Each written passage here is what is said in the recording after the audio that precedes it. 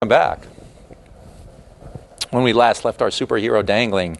By the way, if you're interested, here's a map of China's intervention into the war, which kind of goes into some detail, from the initial intervention on. China intervenes, which stops, obviously, the UN offensive. MacArthur's forced to retreat.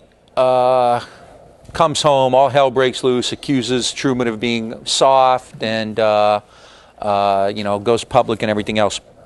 From mid-51, for the next 2 years, the war was pretty much a stalemate. The war drags on. There's not a whole lot going on. It becomes principally an air war. The United States flying a lot of missions north of the 38th parallel, which create incredible destruction.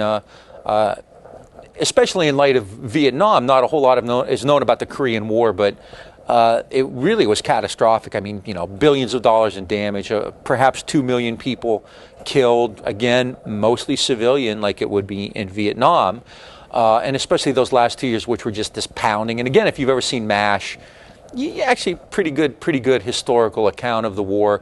There would often be episodes of MASH where there would be rumors of a settlement and all that kind of stuff. When the war ended, there was no treaty to end the war. It was a ceasefire. So technically that war is still not ended. And in fact, for over 50 years now, there's been this really intensely armed truce at the DMZ. I think it's probably the most heavily armed spot in the world at the 38th parallel. So the last 2 years are just this kind of real grinding bloodbath. Frankowski, the guy who wrote the book about the aircraft industry being bailed out by the crises in 48, was working on another book about this when he died. And basically the idea was that Truman actually deliberately prolonged the war. In 51, things pretty much are static. After that, MacArthur, Matthew Ridgway, who takes over, can't go further north, and the communists don't have the strength to take over the South. So Kofsky argues that Truman uses the war as a way to maintain defense spending. Truman, in fact, in 1950 said, if the Chinese threat evaporates, we can't go ahead with this defense program. So what Kofsky is arguing is that the United States doesn't end the war and withdraw until 53 because it can continue to go to Congress and get 50, 60, 70 billion dollars a year. Once the war ends, it's not able to do that. In the year before the outbreak of the war in Korea, remember, Truman's defense outlay was 14 billion. As soon as the war breaks out, it goes up to 50 billion.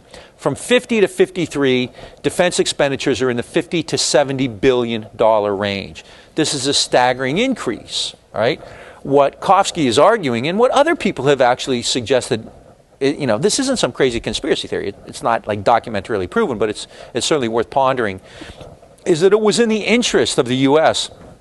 to maintain this war beyond 1951 because it created the rationale for these amazing increases in defense spending. Not all that money was spent in Korea, right? Especially after 1951, when the war becomes principally an air war, which is expensive. Nonetheless, the war gave Truman a reason, a justification for these really huge defense budgets.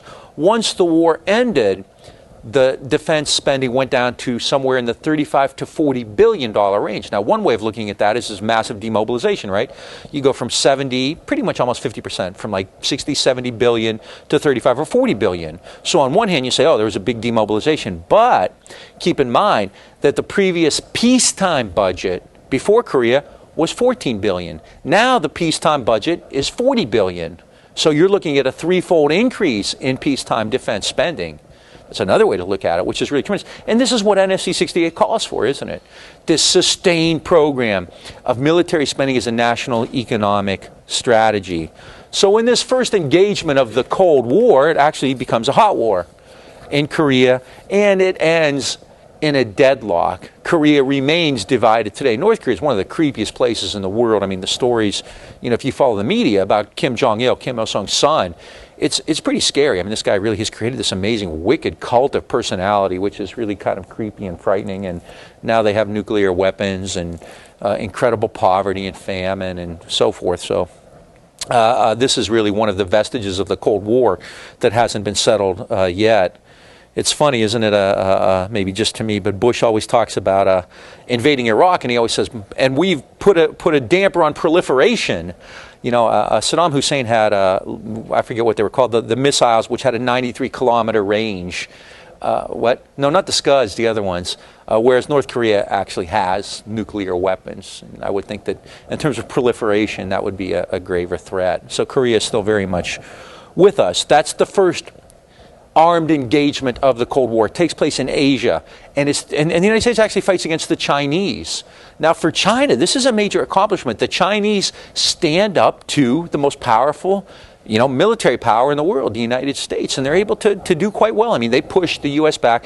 They prevent the U.S. from unifying Korea under Syngman Rhee's rule. It also shows that there are limits. The United States has this amazing power, controls half the world's trade. It has a nuclear monopoly. In fact, MacArthur on more than one occasion asked Truman for authorization to use atomic weapons in northern Korea, near the Yalu River, which one doesn't even want to contemplate what that would have brought on. And of course, Truman turned him down. I mean, think about it. You think about items like credibility and American power, but at its base level, is it really worth fighting a global war, potentially a nuclear global war, over Korea? I mean, it's just kind of the idea of strategies. You relate ends to means, all right? What are the ends you seek, and what are the means you're willing to use to get there? If the end is simply Korea, an independent South Korea, or maybe even a Korea unified, is a nuclear weapon a legitimate mean to get there? What are the consequences of that? Is it the same dynamic that's going to be played in Vietnam, when Johnson is going to be unwilling to take certain measures in northern Vietnam because he's afraid China or the Soviet Union may intervene? And a lot of conservatives will attack him for that. But think about it.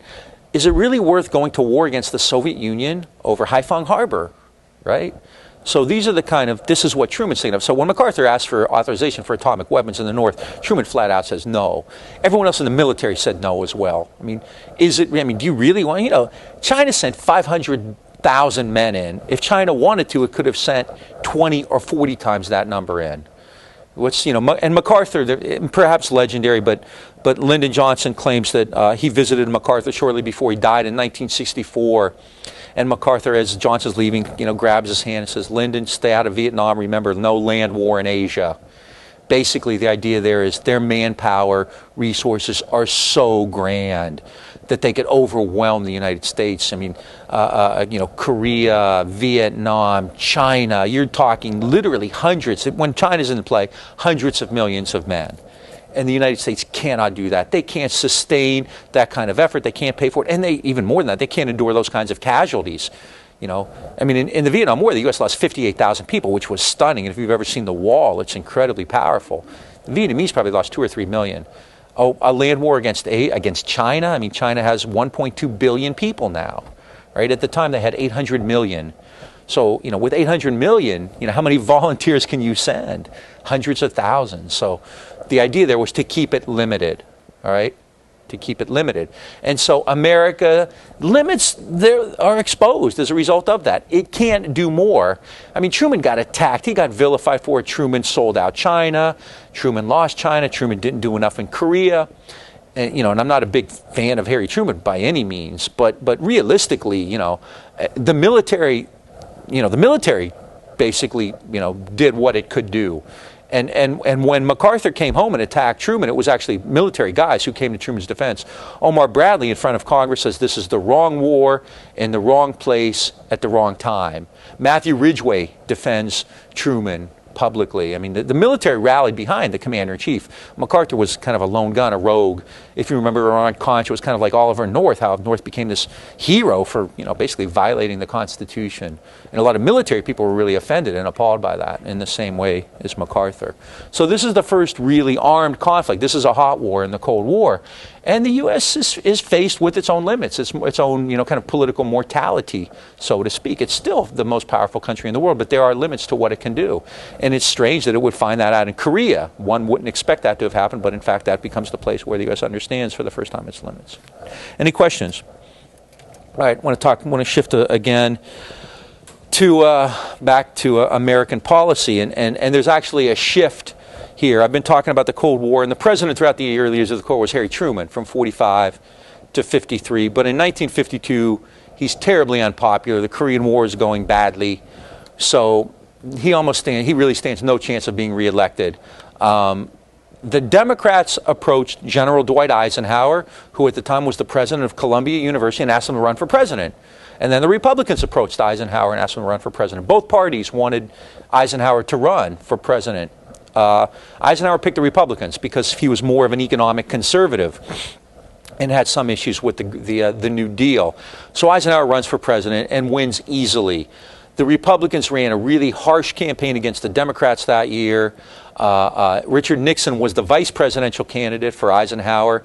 During the campaign, he accused the Democrats of being soft, of being wimp, of being weaks, of being communists.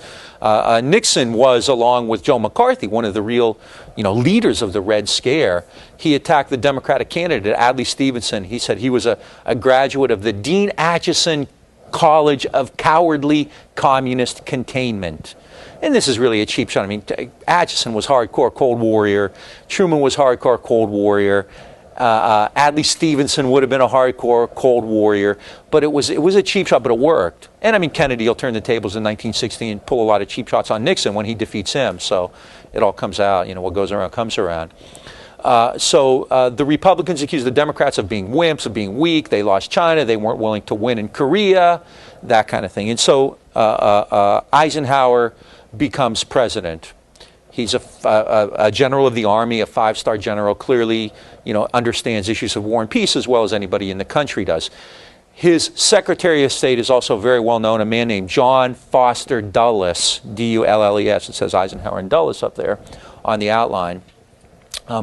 Dulles comes from one of the best-known families in American foreign policy history.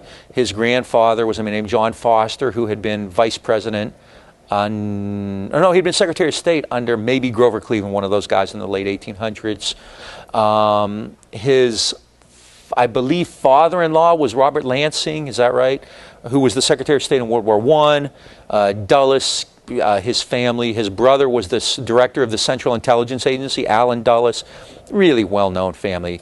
Dulles had been involved in government his whole life. He had incredible credentials, so he was very well known. Dulles was hardcore. Dulles didn't believe in containment. Dulles wanted rollback. Containment means you simply keep this thing from spreading. Dulles said, no, we got to get rid of it. So Dulles issued the rhetoric of rollback. He was hardcore. Winston Churchill said Dulles was the only bull who carried his own china shop around with him. And Dulles was he wasn't polite, he wasn't diplomatic, he hated communism, he was a devout Christian, he believed in these kind of messianic battles between good and evil. He talked the talk and didn't necessarily walk the walk. But when everyone else was talking about containment, Dulles wanted to liberate. He wanted to take on the communists. In 1954, Geneva, Zhou Enlai, the Chinese foreign minister, walks up to Dulles to shake his hand, and Dulles turns his back on him. Some people said he spit on the ground at the same time. This is the kind of person Dulles was. He would not even negotiate or talk to communists, so he was really hardcore. Eisenhower and Dulles take over with a promise to remake America's foreign policy because they sense that Truman is weak and they're not going to be. However, about a month in, they were inaugurated on January 20th, 53. Something happens which had the potential to change the world dramatically. Ultimately, it didn't. On March 5th in Moscow, Stalin died. Right? And I don't like the great man theory of history, but at the same time, Stalin clearly had a lot of juice in the Soviet Union. He had a lot of influence. And Stalin's death really creates all kinds of questions and perhaps opportunities because Stalin did have, amazing control in the USSR. Right after Stalin's death, there's a struggle for power in the Kremlin.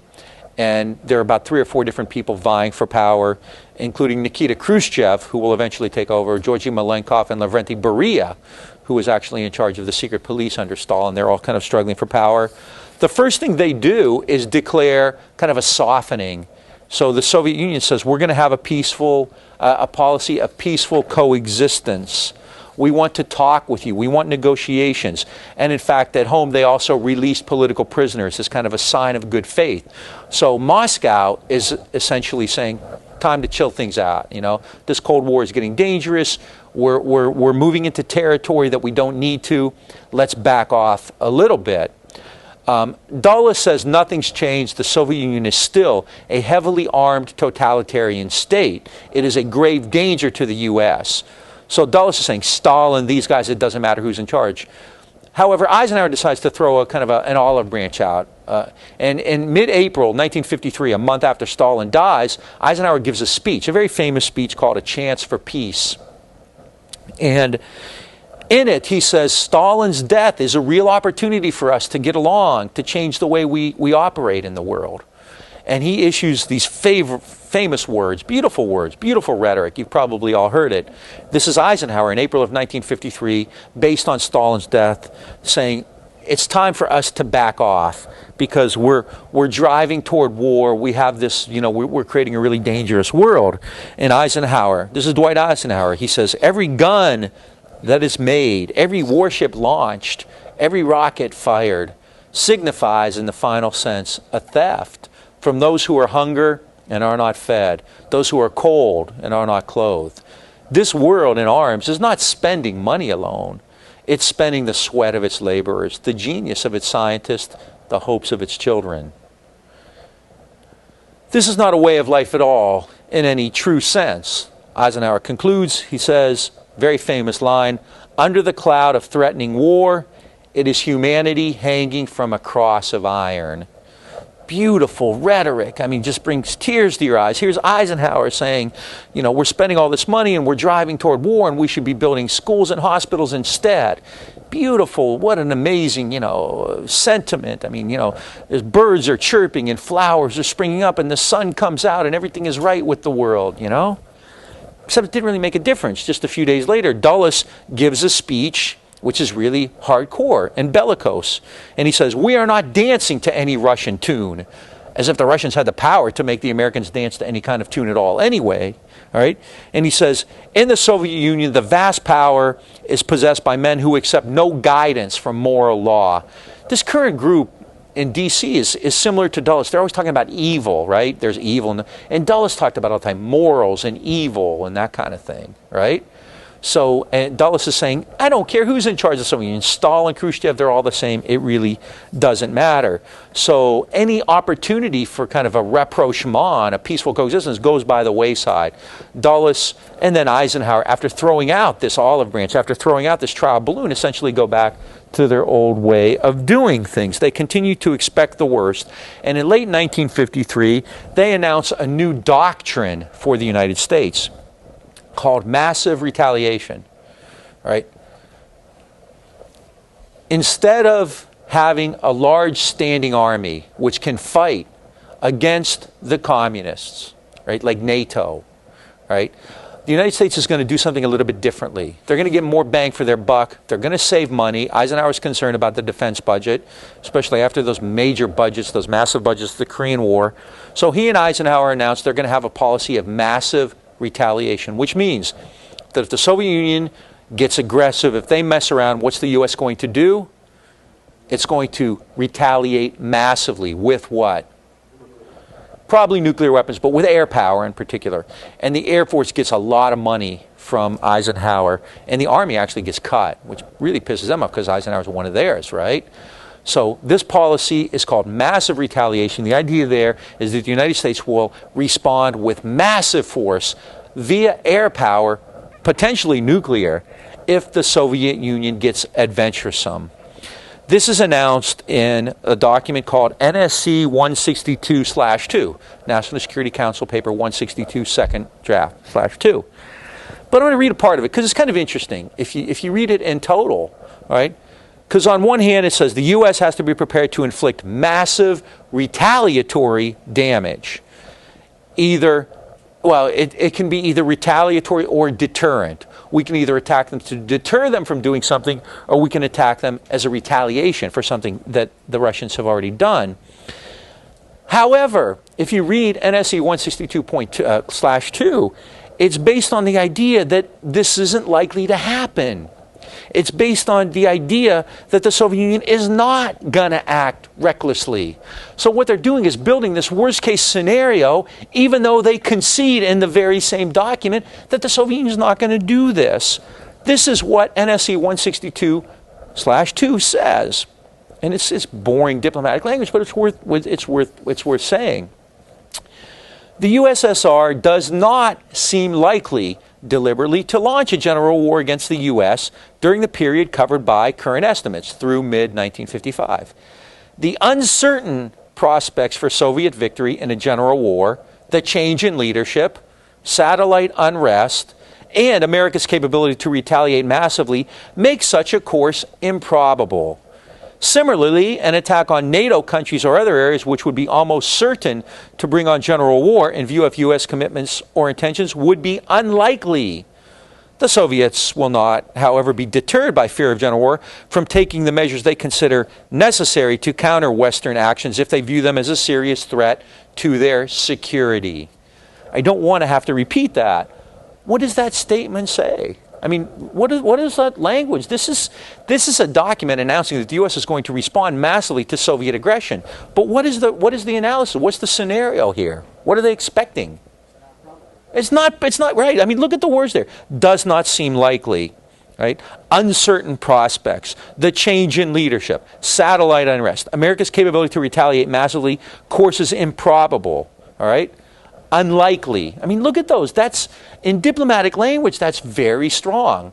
What are they saying? What do they expect from the Soviet Union in mid-1953? Nothing, right? So they are prepared to retaliate massively, even though they concede in this very same document that that's not going to happen, right?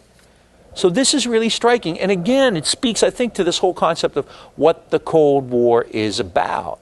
Now, based on those analyses, based on that, report, that evaluation, they could have said, I think we can pull back too. Maybe we should spend less money. Maybe we should cut the defense budget in half again. All right? But what would that do? What would that mean? They couldn't have done that. They benefited from this system. They ran on the idea that Truman was weak. They benefited from McCarthyism and the Red Scare. They benefited from the national security state and military Keynesianism. So they're certainly not going to repudiate it, even though the National Security Council admits you got nothing to worry about. All right? That's important. All right? So then, in the 50s, what we have is a continuation of this idea that the United States is going to spend trillions of dollars on meeting military needs. All right? And what do they use it for? In Asia, they use it to fight a war in an area that their own Secretary of State and their own Joint Chiefs of Staff said wasn't important, Korea. And in Europe, what are they going to do? They're going to use it to develop a system of massive retaliation against an enemy that they don't expect to attack them. As I said, I think I've used this parallel, but it's like racial profiling. Yeah, these guys aren't dangerous. They're just walking down the street, but, they kind of look like somebody who might be dangerous, so we better take measures to preempt that. All right? So this is essentially what you have. They're communists, so we have to be careful. They're communists, so we have to be careful. And that will justify all these other things that we do. This is the basis of American foreign policy. And we're going to see it now in real time. Europe remains pretty much calm throughout the 50s in terms of the U.S.-Soviet relationship, U.S.-Soviet rivalry. The United States and Soviet Union never go to war. They don't even come close to it, really. There are kind of these hot points, the U-2 and Berlin, but realistically, the U.S. and Soviet Union, there's a relatively stable, relationship between them. In other areas, the Eisenhower Dulles team is not so passive, not so calm.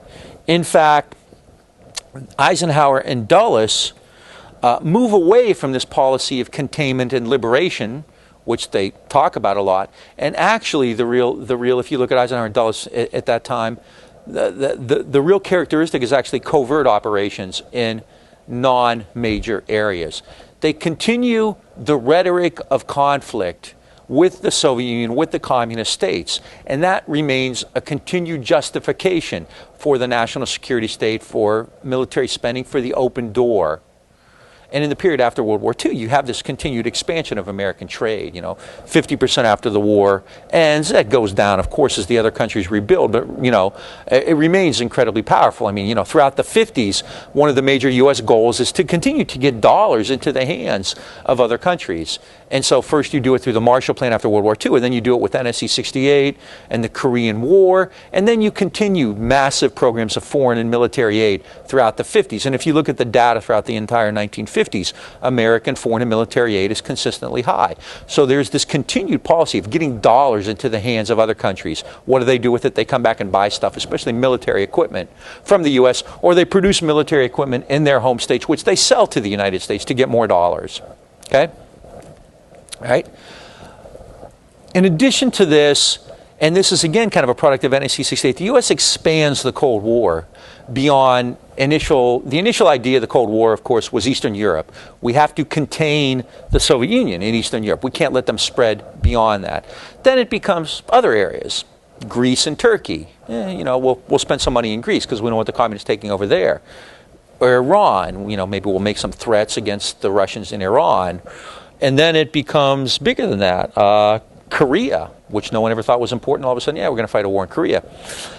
By the early 50s, it's everywhere. And that's a product of NSC 68. The Cold War is everywhere, every point on the globe. Anytime there's a communist, I'll be there. Anytime there's somebody reading Marx, I'll be there. Anytime there's somebody talking about land reform, I'll be there. Anytime there's somebody talking about the inequality of, property, we'll be there. Okay, it's kind of like, kind of a malignant Tom Joad mutated large or something like that, right?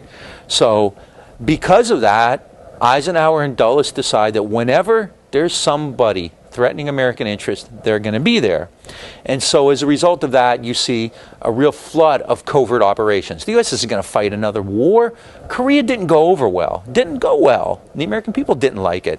All right? So they're going to do things differently. They're going to try to avoid that. But that doesn't mean that they're going to tolerate tin-horn dictators like Kim Il-sung, taking over. They're not going to do that. This is the United States. They're not going to put up with that. So you start to see a real increase in covert operations. I want to talk about a couple areas in particular, Latin America and then the Middle East.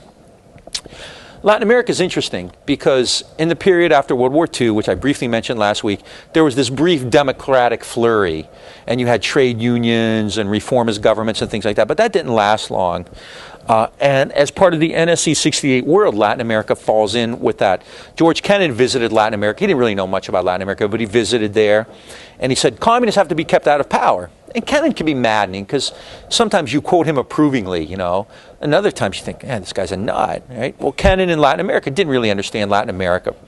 Kennan says, the final answer might be an unpleasant one, but we should not hesitate before police repression by the local government. This is not shameful since the communists are traitors. It's better to have a strong regime in power than a liberal government if it's indulgent and relaxed and penetrated by communists. Okay, despite all the rhetoric about democracy and everything else, what is Kennan saying?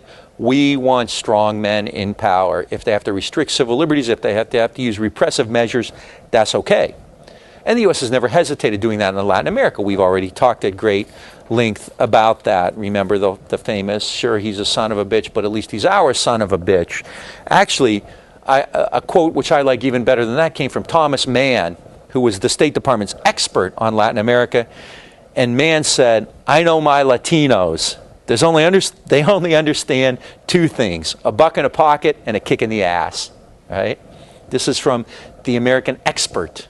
This is the ranking diplomatic official in the State Department. I know my Latinos who understand a buck in the pocket and a kick in the ass. Isn't it though? I know. Oh boy. Yep. Latin America is an important area. Private investment remains high. It doubles in the 50s to about $10 billion. Over 20% of all American exports go to Latin America. American firms produce tremendous wealth in Venezuela and Chile and Cuba and places like that. In Chile, Kennecott and Anaconda Copper profits are 50% of their total they get out of Chile. In Brazil, American corporations get 15 to 25% of their net earnings just from Brazil. Loans from the Export-Import Bank for Latin America rose to almost $2 billion. Outright economic aid is close to $2 billion. It's a really important area, and you can't dismiss that. That's really vital. That's the reason the U.S. is interested in what happens in Latin America. As a result of that, the United States makes it a priority to have friendly governments in place in the states of Latin America and, in South America and Central America. In Bolivia, it actually overthrew a government to put a friendly government in place to keep it secure. But in terms of national security, one of the best examples of the Cold War occurred in Guatemala, which is in Central America, which is right here. Actually abuts Mexico, the Chiapas region, southern Mexico. Guatemala. It's. You could spend so much time. There are all kinds of books and things written on. I'll do it very quickly. In the 30s, up to 1944, Guatemala was led by a very brutal dictator named Jorge Ubico. Ubico was an American favorite, and he was really brutal. He attacked and killed the unions, leftists, anybody who he considered a communist or a traitor. And Ubico was a good friend of the Americans, especially there were a lot of American landholders in Guatemala. And Ubico had essentially legalized murder. If a landholder, took action against peasants on his land, then basically they couldn't be convicted for that. I mean, it's pretty much legalized murder. Now, the biggest company in, and I don't know if I put this up here or not, the biggest company in Guatemala, was Ufco. Anybody ever heard of Ufco? UFCO? What's that? The United Fruit Company.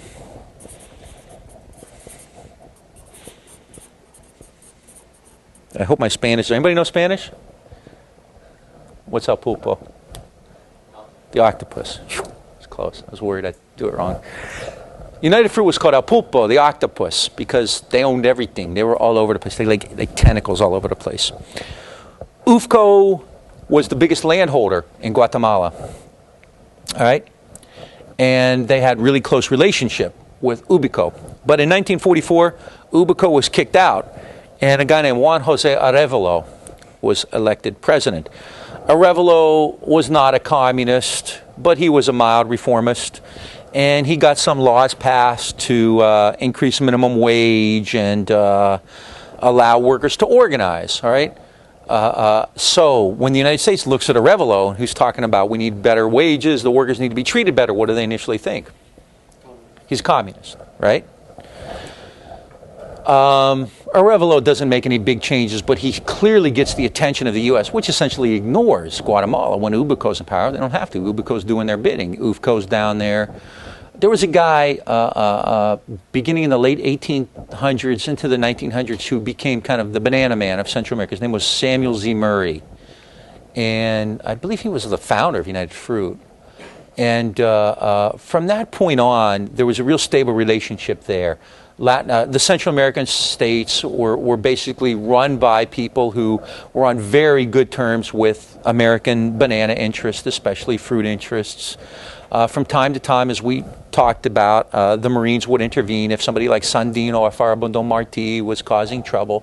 But by and large, there was a great deal of stability. There was a great deal of, stability in the sense that Americans were able to invest and purchase land with relative impunity, and they could act in very favorable ways because the governments there were essentially under their control. And Ufco in Guatemala is a great example of that.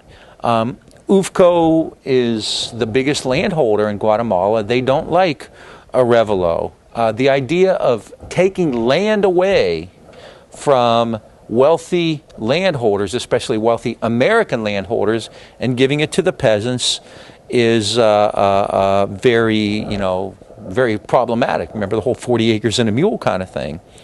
So when Arevalo leaves office and is succeeded by a man named Jacobo Arbenz, A-R-B-E-N-Z, things get hairy because Arbenz announces a land reform program.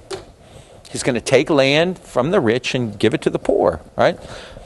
if you're going to have land reform in Guatemala, who are you going to take land from? Ufco. Ufco owns, I believe, and I could be wrong in the percentages, so don't hold me to it because I didn't write it down. I think Ufco owns about 60% of Guatemalan land. Right? What's more striking than that is that over half of that land is fallow, meaning unused. All right. What Arbenz wanted to do was to take holdings of over 300 hectares that were not used and redistribute them. The idea here is not to take land away from Ufco, it's to take land that Ufco owns but is not using and give it to peasants. All right? It would be compensated, but how would you decide what Ufco would get? How would you decide the level of compensation? If you take land, you have to pay him for it, right? So if if I'm in the government and I take your land, then I have to say, okay, I'm going to compensate you for it. How am I going to figure out what that land is worth? Am I going to just say, what do you want for it? I could do that, but I'm going to go to the tax records. Well, guess what Ufco had been doing all those years? They've been cheating on their taxes, right? So Arbenz says to Ufco, oh yeah, we'll compensate you at the rate that you've declared on your taxes. And Ufco says, you're crazy, it's worth way more than that, right? So there's a problem, right? So the companies cry foul. Ufco is very well connected in the United States. And this is a really good case study on the way this whole kind of class privilege works. So the Americans immediately say, we got to get rid of Arbenz. Why? What is he? Arbenz is he's a communist. In fact, Arbenz was not a member of the Communist Party. In fact, the Communist Party opposed Arbenz because they had their own candidates. Arbenz was a reformist. Eventually, he will go to the communists for support because he's kind of boxed in. But in no way is Jacobo Arbenz a communist. I mean, it's just, he's not. And I'm not one of these guys who thinks, you should be ashamed of yourself if you're a communist. I would think, if you were a communist, I'd be bragging about it, He would, there's nothing wrong. It was a legal political option at the time. But he's not. The guy's not. All right? So Arbenz is attacked this way. And the United States decides they got to do something. All right? So what do? Well, they have friends in high places. John Cabot is an assistant secretary of state. He had been the ambassador to Guatemala. He was a major Ufco stockholder. Thomas Cabot was the director and president of a company of Ufco. Robert Cutler was one of Eisenhower's major assistants for national security affairs. He had been the chair of Ufco's transfer bank board. John McCloy, one of the biggest players in Washington, D.C. McCloy was everywhere. He was one of the best known bankers, an insider. He had been president of the International Bank for Reconstruction and Development, and he was a director of United Fruit. Edward Whitman, who was the husband of Eisenhower's secretary Ann Whitman, and Walter Bedell Smith, who was the director of the CIA before Eisenhower, were both directors of Ufco. John Foster Dulles and Allen Dulles, the Secretary of State and the Director of Central Intelligence, were both partners in the law firm of Sullivan and Cromwell, the law firm which, not coincidentally, brokered the Panama Canal deal. Remember that one with the suitcase full of money? All right. Dulles and the Dulles brothers were part of Sullivan and Cromwell, which represented, guess which corporation? Ufco. All right? It was only natural then that when Arbenz announces a land reform program, Ufco can go to its friends and say, this guy's a communist, we have to get rid of him. And people will listen. It's kind of like that old commercial. When Dean Witter talks, people listen. When Ufco talks, everybody's there. I mean, Ufco, it's not like Ufco's talking to the government. Ufco pretty much is the government, the Dulles brothers and McCloy and all of these guys. In addition to that, Ufco had the best propaganda guy maybe ever, a man named Edward Bernays. Anybody ever heard of Bernays? Bernays is kind of like the father of propaganda, the father of public relations. After World War I, he was part of, I believe, the Committee on Public Information, and Chomsky writes about Bernays in some of his books. But Bernays was the PR guy for Ufco. And so he gets all these reporters, New York Times and elsewhere, to write these really great stories about Ufco and these really negative stories about Arbenz. In all of Guatemala, which is not a big country, a couple million people, but in all of Guatemala, there were only 4,000 communists. In Congress, of the 56 seats, the communists had 4. Arbenz was trying to redistribute land, though, so it really didn't matter. The ambassador to Guatemala City is a guy named Richard Patterson, and I think I've mentioned this before. Patterson put forth the duck test. You know, everyone says Arbenz, you know, because some people in Guatemala are saying, well, Arbenz isn't a communist. And Patterson said, what do you mean? Look at what he's doing. He's instituting land reform. Of course he's a communist. He doesn't have to call himself a communist. The fact that he's instituting land reform proves that he's a communist. He says, like a duck. Patterson says, the duck taste. If you have a bird and it looks like a duck and it swims like a duck and it quacks like a duck, it doesn't, you know, even if it has a sign around its neck that says turkey, you know it's a duck, right? So if Arbenz institutes land reform and talks to the unions and tries to help the peasants, he can wear a sign around his neck that says, I'm not a communist, or I believe in democracy, but we know he's a communist because he quacks like one and acts like one and swims like one and talks like one, right? This is as good as a buck in a pocket and a kick in the ass. These are really profound, deep analyses. Kick in the ass and the duck test. This is what you're getting, right? And you think, you know, weapons of mass destruction is bad, right? So what happens? To make a long story short, the CIA runs a covert operation in Guatemala, headed by somebody whose name will be come up again 20 years later, E. Howard Hunt, Watergate fame. It's called Operation Success. And to make a long story short, they get rid of Arbenz. They overthrow him. They claim he's a communist. In fact, when he became when he really got, you know, pressured, Arbenz actually did seek weapons from the Eastern Bloc, from Czechoslovakia, and so the Americans get wind of this and they discover this ship bringing weapons. I mean, it's the perfect setup, right? You put so much pressure on this government and you isolate it, so it has to go to your enemies for support. So Arbenz does go to Czechoslovakia to get a shipment of old weapons, which probably wouldn't have been terribly useful even if he'd really been able to use them. The Americans know about this shipment. They find out about it. They're tipped off by dissident members of the Guatemalan military, which opposes Arbenz. These are the old Ufco people. They tip off the U.S. The U.S. finds this shipment of Czechoslovakian weapons, and what's that do? It proves all along what they've been saying, right? That Arbenz was a no-good commie. So Arbenz is overthrown. It's not a terribly bloody coup, luckily for the Guatemalans at that point, but taking over after Arbenz is ousted is a general named Carlos Castillo Armas. Castillo Armas was brutal, and this is kind of when you talk about Guatemala, you have to look at the long-term consequences of this. Castillo Armas ushered in an incredibly horrific period in Guatemalan history from the mid-50s through the late 80s. And it really was, the term was never really used at the time, but it's basically genocidal. Castillo Armas and his successors in the 80s, a guy named Efrain Rios Montt, probably murdered 200,000 to 300,000 people. Now, this is in a country of 2 to 3 million. And the targets were especially Mayan Indians. All right, it was a huge scale massacre. Anybody who spoke out, any peasants, and what you know what? Getting back to at the very beginning, one point I forgot to make. When Arbenz instituted the land reform, he only went after land that was fallow. Why would Ufco care about that?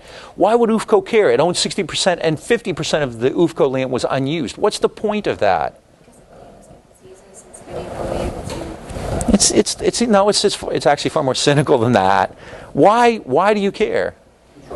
Control and power, especially if peasants have land of their own. What don't they need to do? Work for Ufco. So Ufco is able to use its fallow land, its control of fallow land, as a form of control over human labor. If you give, and why do you think the 40 acres and a mule thing dies out in 1867? If you give ex-slaves 40 acres and a mule, what does that mean? They're independent. They're better off than a lot of white men. They can make it on their own. They don't need to work for somebody else. All right? So this is the point. If Ufco, if land is redistributed to peasants, then they don't have to work for Ufco. Ufco will have to give better wages to the workers it has. They have to create better working conditions, and it doesn't have the same control over the Guatemalan workforce that it once did. All right? And so after 1954, what you have is a large-scale butchery of these very people, of the Mayan, of human rights activists, of labor unionists, of people who actually do go to the mountains and become guerrillas, guerrilla war. So it's really a catastrophe. One of the real horrors of the Cold War is what you see in Guatemala. And it's why I always, when people go off about the Eastern Bloc, and Eastern Bloc was terrible. Nobody would want to live in those circumstances if you've grown up in the United States, right? If you grew up in the U.S. when, blue jeans and Coca-Cola and Elvis, you don't want to go to Romania or Poland. But at the same time, if you have a choice and you have to either be a worker in an iron factory in Poland or a Mayan peasant in Guatemala, it's not a hard call. It's not a hard call at all. If, the choice of being a dissident in Latin America or being a dissident in Eastern Europe, it's just no contest. And dissidents in Latin America, they're wholesale slaughter. Hundreds and hundreds of thousands are killed. All right? And you don't see that happen in the Eastern Bloc. People are in prison. But, after Stalin is dead, Eastern Europe is a totally different place. By no means is it a party, and we'll talk about that. It's difficult, but you can't compare it to what you see in Guatemala. Yeah. I read that the CIA efforts, armistice efforts were pretty weak, and what actually made the thing really go was the military attaché sitting down with a group of colonels and saying, if you don't do this, we're going to send you to the Marines. In Guatemala? I don't know. Most of it was actually, it was more of a psychological, it was more of a psyop than anything else. It was kind of, the U.S. did have kind of the prospects of American intervention in the background, but I'm not sure that the Guatemalan generals the colonels were reluctant so much as that there was a great deal of just incompetence at play as well. I know they actually had some old airplanes that they were flying out of Nicaragua, which I think, kind of crashed before they even made it, and things like that. Sticks of, they were dropping sticks of dynamites and things like that. Actually, one of the problems they had was because arbands, which is what a lot of populist presidents do, when they're under siege, they try to arm the population. And so basically arbands said, I want all of you people to come here, I'll give you weapons. When arbands did that, that's really what kicked the military in gear, because the prospect of an armed citizenry really frightened the military, because that would become an alternative force, right? And the military wanted that power, which is really when they decided to cast their lot with the U.S. And it's become a real it's kind of funny too, because immediately after the coup, and the coup was based on the rationale that what happened in Guatemala was communist, right? Communist inspired. After the coup, the CIA said, a week after the coup, the events of the last week of the Arban regime show that communism in Guatemala had not developed into a success for a popular movement. They had not found sufficient time to build a base or to sink their roots deeply. The fact that Arbans fell so quickly proved that there was no communism in Guatemala, which was the basis for their intervention in the first place, right? Because they basically figured if they really were communists, they would have done a hell of a lot better than Arbans did in challenging us. So, kind of one of the ironies there. How the hell did I get this? All right. And we'll talk more. I'll talk about other, we'll talk about Chile and Cuba, and Latin America is kind of a laboratory for American intervention. But it's interesting. It shows you kind of how the Cold War continues into the 50s. And on one hand, you can breathe a sigh of relief that the Soviet Union and the United States are at the brink of nuclear war. Nobody wants that. That would be catastrophic. But on the other hand, what you see is this continued drive toward markets, toward land, toward protecting corporate interest, and in addition to that, a clear willingness to use American resources to oust legitimate governments. Arbenz was elected. Arevalo was elected, right? To oust those governments and to create mayhem in its place, to create really grave consequences in its place. All right? All right, any questions? All right, the Middle East, and obviously a very important region in the world. And you could, I would encourage you to take courses with Dina Al-Sawal if you get the chance. She's really great. She teaches Middle East stuff, because given what's going on in the world today, I'm going to not pay it justice with the amount of time I spend on it in the coming weeks. But I want to start by doing a little bit of background on it, the Middle East in the 50s, because it's very important. And many of the roots of what's going on today really are emerged from this period. A couple things in particular, which I'm going to talk about today. The overthrow of a government in Iran and the emergence of a nationalist, a kind of pan-Arab nationalist movement led by the president of Egypt at the time, Gamal Abdel Nasser. And those two things are very important today. Many of the players today in the Middle East really do emerge out of Nasserism, and many were deeply influenced by the Iranian Revolution of the late 70s, which was in turn deeply, essentially created by the American ouster of an Iranian government in the 50s. This is important stuff. I mean, if you believe that it's useful when people making policy have a sense of history, if they understand the past, then it would be useful to know this, right? There were people prior to this current war, who understood this and were writing about it and, telling the president about it. His dad, Brent Scowcroft, Henry Kissinger, people like that, nobodies, right? And there was like kind of a willful ignorance. And so I think this stuff is really important, and I will spend some time on it, all right? Arbenz was overthrown in 1954. But a year before that, there was another operation like it in Iran, where the CIA ousted a president who, like Arbenz, had nationalist credentials and who had run afoul of American corporations. Instead of Ufco and land, it was oil companies. Instead of Aqoba Arbenz, it was Mohammed Mossadegh, all right?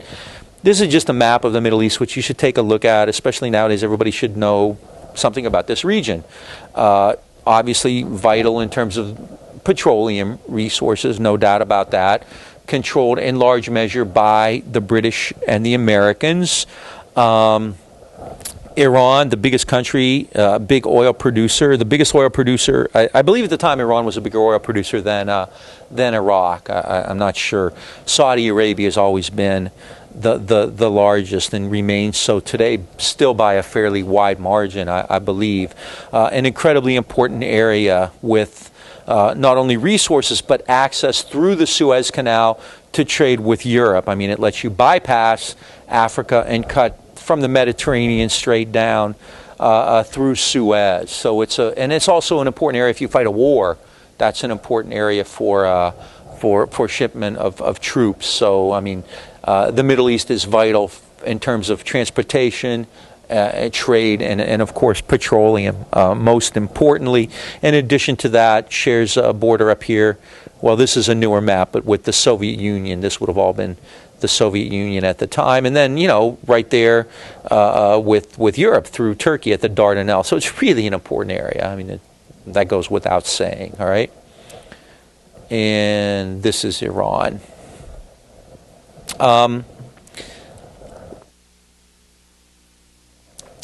U.S. companies had a huge interest in Iranian oil. American companies produced about 50% of all Middle Eastern oil, and Europe got about 90% of its petroleum from the Middle East. In Iran, the largest firm was called the Anglo-Iranian Oil Company, or the AIOC. Anglo-Iranian Oil Company. And the Iranians hated it, not surprisingly. In 1949, a man named Mohammed Mossadegh, whose name was up there, became the leader of a coalition opposed to the AIOC, the oil company, in the Iranian Congress, which was called the Majlis. Don't worry about that. All right. And this coalition, this anti-AIOC, this Mossadegh coalition, demanded that the Iranians and the British kind of come to new agreements because Britain was taking all the money out of Iran. In 1950, the AIOC earned profits in the range of 200 million pounds, which is well over $1 billion. Iran got 8% of those royalties. So think of that. They're taking $1 billion out of Iran, and Iran gets 80 million of that. That's not a lot. In fact, Iran actually received less money in royalties than it had to pay the British in taxes. Iran lost money on its own oil fields. In 1948, 49, and 50, Iran received 9, 13.5, and 16 million pounds in royalties, and in those same years paid the British in taxes 28, 23, and 50 million pounds. So Iran was losing significant amounts of money every year, even though it was producing billions of dollars in oil. All right. In 1950, the U.S. and Saudi Arabia, the U.S. was the dominant interest in Saudi, just like British was in Iran. In 1950, the U.S. and Saudi came to a new 50-50 deal. Profits would be split 50-50. Iran goes to the AIOC and wants the same thing, and the British balk. In 1951, basically as a repudiation of AIOC, Iran elects, in a democratic election, Mohammad Mossadegh as prime minister. Mossadegh comes from a very well-known Iranian family. He is not a communist. In fact, I believe Mossadegh took measures to repress the Communist Party in Iran. As soon as Mossadegh is elected, the AIOC, the oil company, goes to the British equivalent of the CIA. It's called MI5. Actually, it wasn't MI5 yet. I think it was still Selective Secret Service, something like that. But they go to British equivalent of the CIA, and they ask them if they can get rid of Mossadegh. And the British go to the CIA, and they say, we need your help. Can you help us get rid of Mossadegh? The AIOC begins to take measures, and they prohibit Iran from selling its own oil on the world market. AIOC controlled most of Iranian oil, but there were other Iranian national companies selling oil. The AIOC used market mechanisms to prevent them. So their earnings dropped from $400 million to $2 million in 1 year. So Britain is essentially squeezing Iran and working with British Secret Service and the CIA then to get rid of Mossadegh. All right, you can kind of see where this is heading. Eisenhower becomes president in 1953.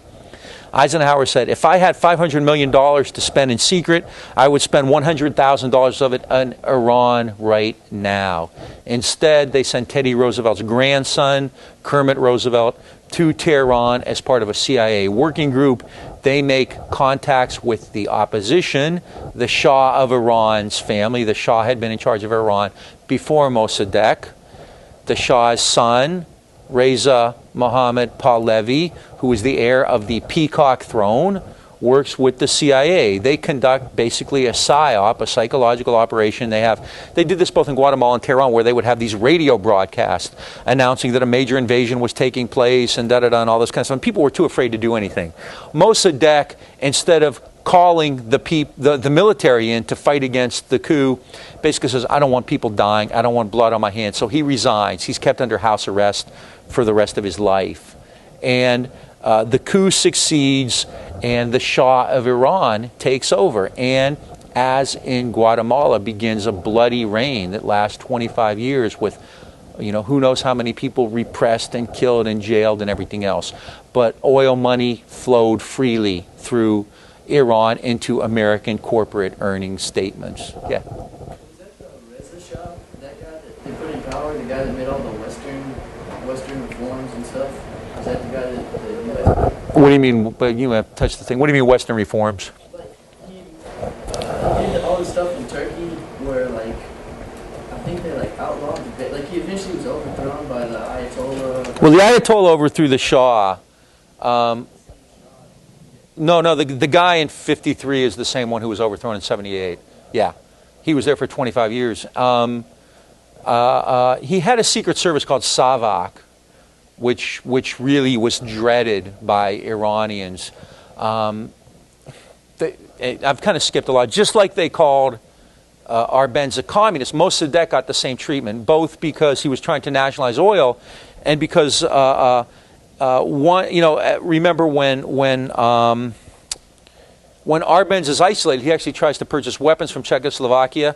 When Mossadegh was not a communist, but as he's increasingly isolated, about the only supporters he have become the Iranian communists, the Tudeh party. And so in a sense it becomes self-fulfilling. See, he's a communist, right? He's trying to take over our oil, he's trying to nationalize oil, the Tudeh party is supporting him. So he's ousted, and the Shah takes over, and it's the same guy who's in power for 25 years. I mean, in terms of Western reforms, I don't know. I mean, yeah, there's probably, educational system and things like that, but... He said Iran because they were Iranians. They weren't like, I guess they didn't have the same like background. They're Persians, not Arab. Yeah. Yeah. So you get all these Western things that change some of the laws, but yeah, that's why you eventually overthrown. Yeah, I use table mics, I know.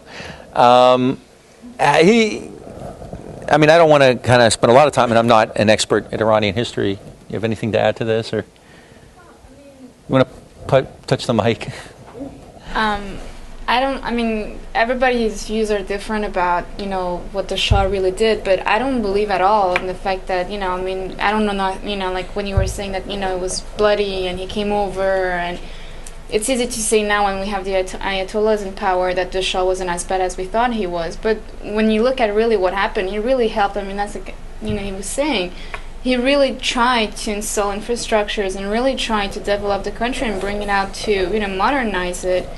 And, I mean, that's what I think. So I don't think that the schools, the education, if Iran has a middle class today, it's really thanks to him rather than, and he didn't have enough time, I guess, to, have his... On one hand, Iran, I mean, they actually had American experts go there to kind of talk to them about modernization. And they were going to build dams and hydroelectric plants and things like that. And some of that got done. At the same time, considering the wealth in Iran, it probably had the most dire pockets of poverty in the entire region as well. So that development, you said, there was probably kind of, some kind of a class structure developed, but at the same time, it certainly didn't trickle down. I mean, and the Shah did, I mean, the Savak is a reality. The repression is a reality. What you had in Iran initially was kind of a left critique and a left opposition. The communists, the Tuda, the remnants of the Tuda, the Nasserites, the nationalists, and then in the 70s, and I'm kind of jumping way ahead, the initial group to oppose him was called the Mujahideen, the same people in Afghanistan. The Mujahideen initially were actually students and progressives and communists and groups like that, but also fundamentalist Muslims, and this is the kind of twist that you see on it that was fairly recent in the 70s. This is when you see this emergence of this kind of political Islam, which overtakes secular nationalism, which is what Nasser stood for. I'm kind of jumping ahead. The Islamicist portion of the Mujahideen gets rid of the rest. They basically purge them. So when the revolution takes place in 78, it's an Islamic revolution. Yeah, I would probably disagree on the Shah, who I would not speak well of.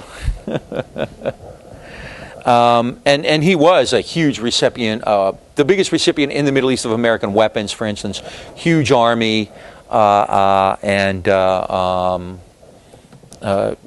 vital force for American interest in that region throughout the entire period. That's key, is that they did have a population that could be a very strong army opposing the Soviets to the north. Stabilize the region. Oh yeah, there's clearly kind of a geostrategic aspect to it because they have a border with the Soviet Union, and in fact, won't have, will be a barrier. Will be, kind of able to contain the Soviet Union, which again is kind of a red herring because the Soviet Union, contained itself. Remember, in '46, the Soviet Union doesn't even do anything; it doesn't even threaten it. The Shah has a huge, he receives a huge amount of American money. He has a U.S.-backed security apparatus, creates a favorable climate for American oil interests, though. So in both Iran and Guatemala, these nationalist governments learn the hard way what taking on American corporate interests will do to you. And this is part also of this kind of, remember, let's not lose sight of this kind of globalizing process, right? And if you allow these countries to control their own destinies that way and to protect their own industries, then it's going to be much harder to be able to fulfill this globalizing mission that they've set out for themselves. So the oil companies, just like Ufco, have a great deal of influence over American foreign policy. But at the same time, this is, again, it's not a conspiracy. It's not like they have to get on the phone and say, oh my God, they're trying to nationalize oil. These people, they're thinking similarly. They think the same way. So, I mean, politically as well as economically, you don't want these countries nationalizing their industry because nationalized industries are not privatized, right? They're public. They're held by the state, which means that you can't go in. If you nationalize land or you nationalize oil, it means that other companies can't go in there and get a cut of that, right? And that's bad for business. globalization depends upon private corporate ownership, private markets, private investment, not state-held, not public. Remember, institutions like the IMF and the Marshall Plan prohibit funding statist projects like statist oil. I mean, you're right, there is a great deal of American development aid. There's an American named David Lilienthal who is really well known. He actually helped create TVA, the Tennessee Valley Authority, during the New Deal. He goes into Iran and essentially wants to create these kind of hydroelectric projects for Iran, but they're never really funded. They never really get the money they need for them. So there's a lot of rhetoric about development and modernization, but in reality, there's a real fear of development and modernization because, again, like the United States, it would create kind of a public institutions and occasion a redistribution of influence and perhaps wealth in ways that are kind of dangerous. The last thing you want to do is finance a project in Azerbaijan, in that region, because that's always been an anti-government region anyway. So there's a real risk. And so, I would argue that in Guatemala and Iran, both repression becomes the major form of control. And you see this in many different places. And again, the repressive measures are used principally in the Cold War in these areas where the U.S. has greater influence. And that is in no way, and I'm going to talk more about Eastern Europe to suggest that that wasn't a repressive region. It clearly was. It clearly was. But as we'll see, there's also, kind of a conflict in the Eastern Bloc, and there are factions, and there is political influence in play in ways that you don't see in other parts. I think what Iran and Guatemala show is just how elastic the Cold War and containment and rollback and globalization has become. It starts as a doctrine which pertains to communists, especially Russian communists in Eastern Europe, right? Containment means we have to stop the USSR. Then, as I said earlier, it becomes something much more expansive than that. It becomes a policy in Greece, and it becomes a policy in Iran in 1946, and then in Korea, and then in Guatemala, and in Iran again. And pretty soon, the Cold War becomes so elastic that anybody who challenges you, anybody who challenges American corporate interest, anybody who says that national governments or neutral governments deserve to control their own sovereignty becomes an enemy of the United States. And in the 50s, perhaps the greatest enemy, right up there almost with Mao Zedong, was a man from Egypt named Gamal Abdel Nasser. Nasser had actually overthrown a monarchy with the help of the United States, with the U.S. support. King Farouk. Nasser established a nationalist regime.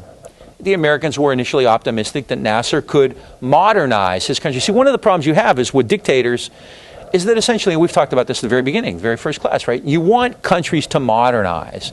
You don't want them to remain so backward and broken and dependent that you can't go in and sell stuff there, to be very crass about it. You need countries to modernize and to develop so that they become a consumptive market for your products. I mean, you can create, if you have this huge,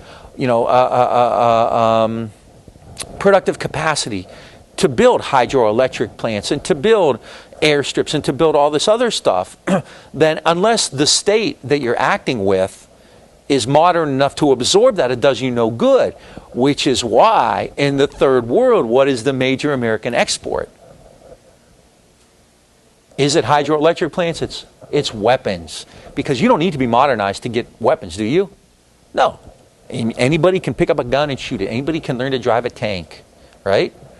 So military arms sales, military equipment, materiel, arms sales become a substitute for modernization and development. Rather than pursue development, you sell massive loads of weapons. It's much, much easier, right? Development implies public spending, public programs, experts, perhaps a long period of time where you have to develop an infrastructure, perhaps political democracy. Who knows? It's really uneven and it's unpredictable. Modernization is unpredictable. Modernization generally would require some level of democratization.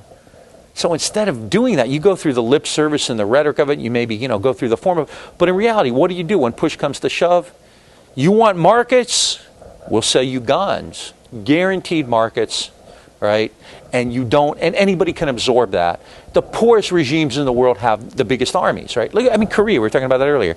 North Korea is one of the biggest states, it's one of the poorest states in the world by far. It's brutally horrific, famine and dependency, and yet it has one of the biggest armies in the world.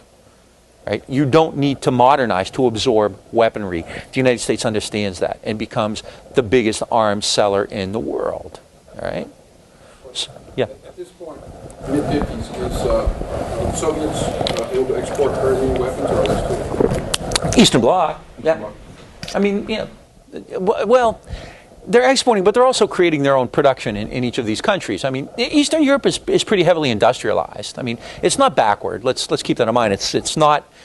Eastern Europe would probably be the second world, right? You have the first world, which is the major industrialized countries, and the third world, which is, but Eastern Europe is above that. So the states of Eastern Europe have factories. They produce their own, military equipment. The Soviet Union is starting to tinker. You see, kind of overtures, but it's not really in large measure. I think you're talking about like places like Cuba or Africa, right? Not yet. Some aid to Vietnam, but really not a lot in the 50s. In the 60s, you start to see, in Vietnam especially, Soviet Union spends billions of rubles, hundreds of billions of rubles in Vietnam. It starts to support, revolutionary groups in Africa and elsewhere. But that's actually, I would argue, more as a response to the Chinese and the Americans, because Mao Zedong is really the hero of the third world. And so when Mao offers Chinese support to these revolutionary movements, the Soviet Union jumps in. So the USSR in terms of arms sales is nowhere close to what the US is doing in the 50s. To use Vietnam as an example, because it's the one I know best, the Chinese, who were more involved in Vietnam from the beginning, were sending the Viet Minh about 1,000 tons of supplies a month. That may sound like a lot, but it's really not. That's 200,000 pounds of supplies. That's not a lot. Conversely, the U.S. was sending $385 million a year, all right? So you can see that the gap is vast. And in the 50s, in terms of arms sales, it's like that. In the 60s, it's much different. When you start to see significant Chinese and Russian arms transfers, especially in Africa. Because Africa's underdeveloped in a lot of ways. And so basically arms in the 60s and 70s just flood into Africa. And basically the major powers are selling to everybody. The U.S. is supporting the government and the rebel groups in those governments. But this becomes a substitute for development and modernization, military Keynesianism. And it's a beautiful economic strategy. We need guaranteed markets. Well, by the time these guys develop, Jesus, it's going to take too long. Let's sell them guns. All right? Because you don't need modernization to purchase military equipment. Pretty much anybody can use it. You can learn how to ride a tank. You can, teach your best and your brightest to fly planes. Anybody can carry a gun. All right? So in this context, then, everybody is a potential enemy. Anybody who doesn't do things the American way is a potential enemy.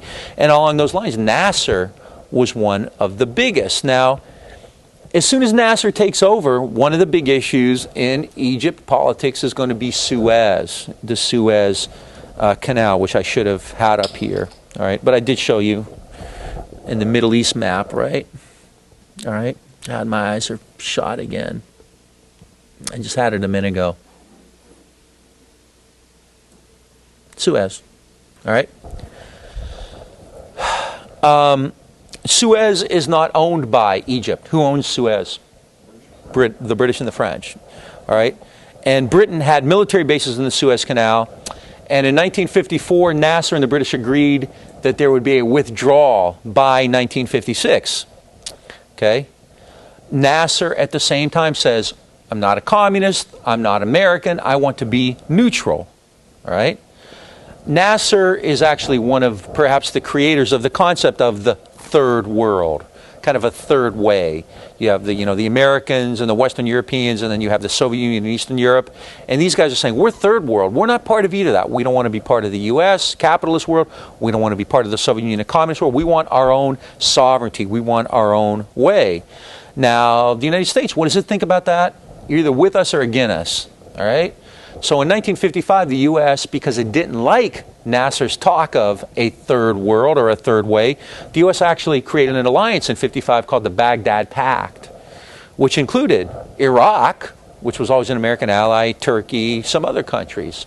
The idea there is that Nasser is now a threat by proposing a different way.